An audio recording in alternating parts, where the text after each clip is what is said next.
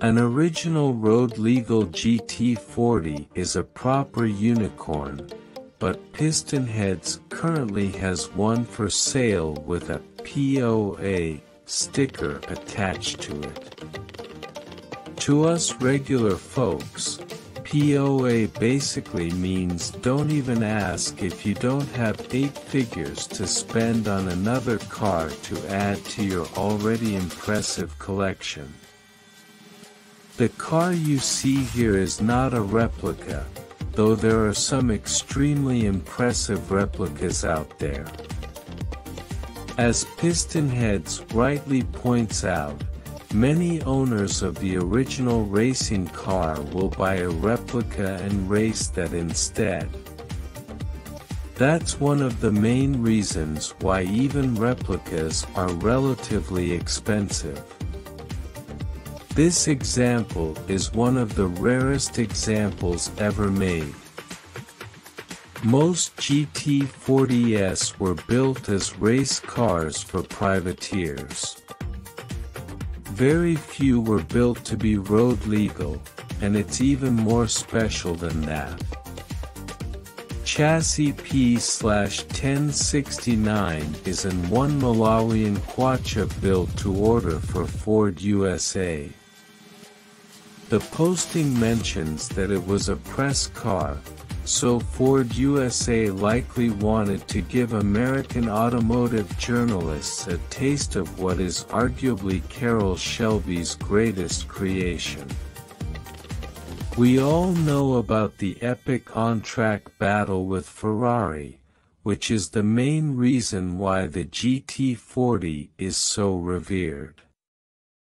Ford didn't keep it in the USA, however. It was sent as a loaner to the Swiss racing team, Scuderia Filipinetti. The latter used to be an extremely successful racing team, competing in sports car racing, endurance racing, and even Formula One. Naturally, it raced a GT40 in what would eventually become the FIA's World Endurance Championship, and they wanted something striking to showcase at the 1967 Geneva Motor Show. Scuderia Filipinetti painted the car in metallic Borneo green for Geneva, and after that, it was sent to the UK, where it was put to use as a press car. Mercifully, it survived the onslaught of Brits pretending to be Ken Miles.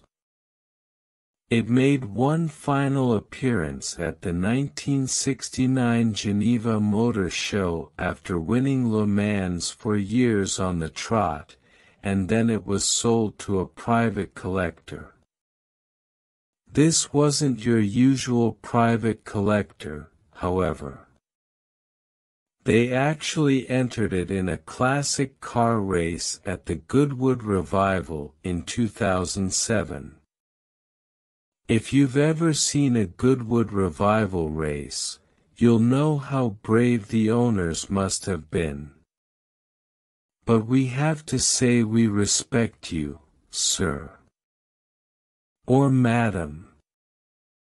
The car was eventually resprayed opalescent silver blue, which is how it left the factory.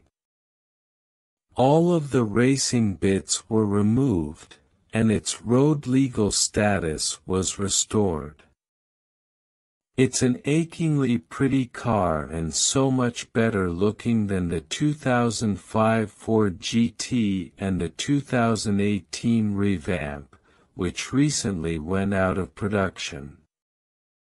Ford has no plans to revamp the GT, but the Mustang GTD appears to have been developed as a spiritual successor.